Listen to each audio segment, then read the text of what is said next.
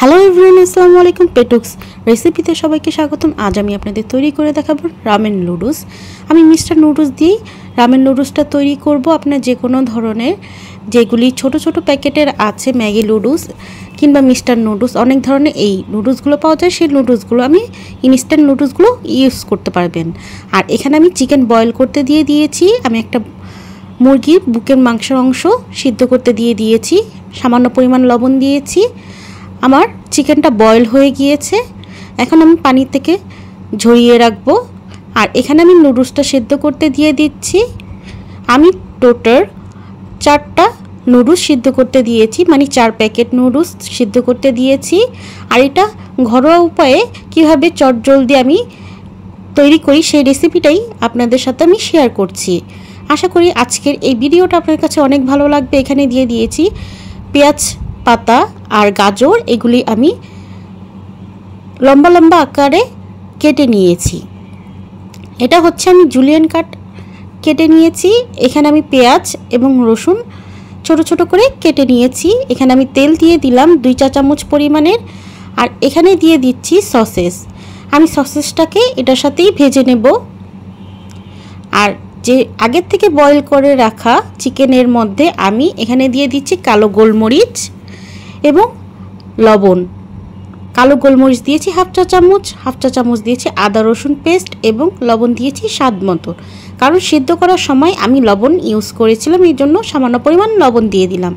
এখন এটা ম্যারিনেট করে আমি 5 মিনিটের মতন রেখে দিব। এরপর আমি এই চিকেনটাকে ভেজে নেব।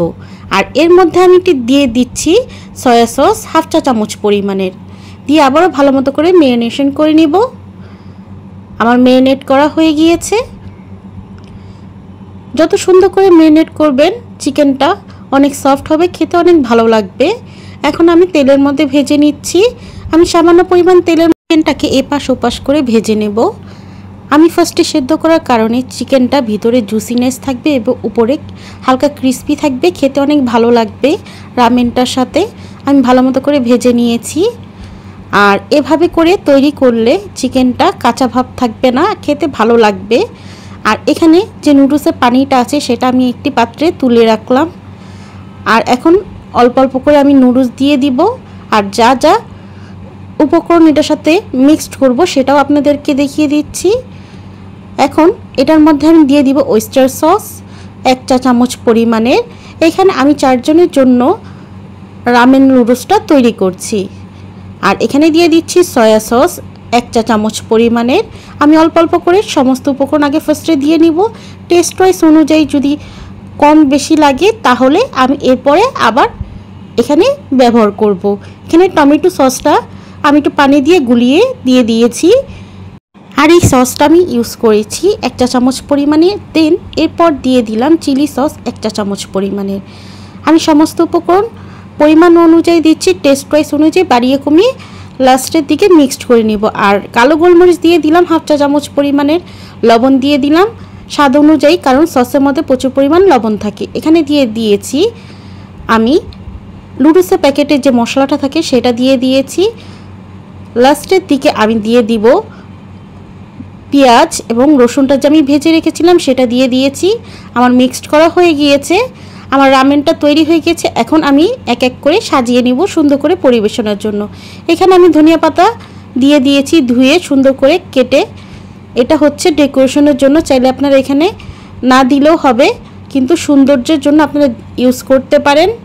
এখানে আমি জুলিয়ান কাট করে আমি গাজরটা কেটে নিয়েছিলাম এবং সিদ্ধ করে নিয়েছি। এতে করে গাজরটা খেতে খারাপ লাগবে না, রামেনের সাথে কাঁচা থাকলে খেতে ভালো লাগবে না। দেখা সৌন্দর্যের জন্য ভালো লাগতে পারে, কিন্তু বয়েল করে রাখলে এই নুডলসটার সাথে খেতে বেশি ভালো লাগবে। এখানে আমি পেঁয়াজ কলিটাও সিদ্ধ করে নিয়েছি। চাইলে আপনারা গাজর এবং পেঁয়াজ কলিগুলো কাঁচা রাখতে পারেন। আমার রামেন নুডলসটা রেডি হয়ে গিয়েছে। এখন আমি সসেসটা কেটে নিচ্ছি। আমি যখন পেঁয়াজ এবং রসুনটা ভেজে নিয়েছিলাম তখনই আমি সসেসটা ভেজে নিয়েছি। সসেসটা বেশি করে ভাজা যাবে না, কুক হওয়া পর্যন্তই ভাজলেই হবে। বেশি ব্রাউন আকারে ভাজলে খেতে ভালো লাগবে না। নরম অবস্থায় এটা নামিয়ে ফেলতে হবে, তাহলে খেতে ভালো লাগবে। চাইলে আপনারা যখন নুডলস বয়েল করবেন তখন সসেসটা সেদ্ধ করেও নিতে পারেন। নুডলসটা এখন আমি রামেনের মধ্যে দিয়ে দিচ্ছি। আমি 2টি ডিম বয়েল করতে দিয়েছিলাম, ডিমটা মাঝখান থেকে আমি ফালি করে দেন এই রামেন নুডলসের মধ্যে দিয়ে দিব। আমি লাস্টের দিকে দেখিয়ে দিব রামেন নুডলসটা লুকটা কেমন হয়েছে। দেখতে যেমন লোভনীয় হয়েছিল, খেতে বেশ মজার হয়েছিল। আমার ফ্যামিলি সকলের কাছে অনেক ভালো লেগেছে। এই জন্য ভাবলাম আপনার সাথে আমার এই রামেন নুডলসের রেসিপিটা আপনার সাথে শেয়ার করি। আশা করি আমার আজকের এই রেসিপিটা আপনাদের কাছে অনেক ভালো লাগবে। আর যদি ভালো লেগে থাকে কমেন্ট বক্সে জানাতে ভুলবেন না আমার আজকের রেসিপি আপনাদের কাছে কেমন লেগেছে। এরপর আমি এখানে যে চিকেন যে ভেজে রেখেছি সতে করে সেটা আমি এখানে দিয়ে দিব। আমি একটু ছোট ছোট করে কেটে নিব, তাহলে দেখতে ভালো লাগবে। আমি চিকেনটাকে কেটে নিচ্ছি, একটু বাঁকা বাঁকা করে কেটে নিব, তাহলে দেখতে ভালো লাগবে। হয়ে গিয়েছে দারুণ মজার আমার রামেন নুডলস। আর উপরে আমি সুন্দর করে সাদা তিল ছিটিয়ে দিলাম, দেখতে যেমন লোভনীয় হয়েছিল, খেতে বেশ মজার হয়েছিল। আর বাসায় অবশ্যই ট্রাই করে দেখবেন, আশা করি আপনাদের কাছে অনেক ভালো লাগবে। আমার কাছে তো অনেক ভালো লেগেছে, ফ্যামিলি সবার কাছে দুর্দান্ত লেভেলের অনেক মজার লেগেছে খাবারটা। আমার আজকের রেসিপি যদি ভালো লেগে থাকে প্লিজ আমার চ্যানেলটি সাবস্ক্রাইব করবেন, আমার পাশে থাকবেন। নিত্য নতুন রেসিপি পেতে চাইলে আমার নোটিফিকেশনটা ওপেন করে রাখবেন, যাতে নিত্য নতুন রেসিপি আপনারা সহজেই পেয়ে যান। আর কি কি রেসিপি দেখতে চান আমার কমেন্ট বক্সে জানাবেন, আমি করে দেখানোর চেষ্টা করব। আজ এ পর্যন্ত, আল্লাহ হাফিজ, আসসালামু আলাইকুম।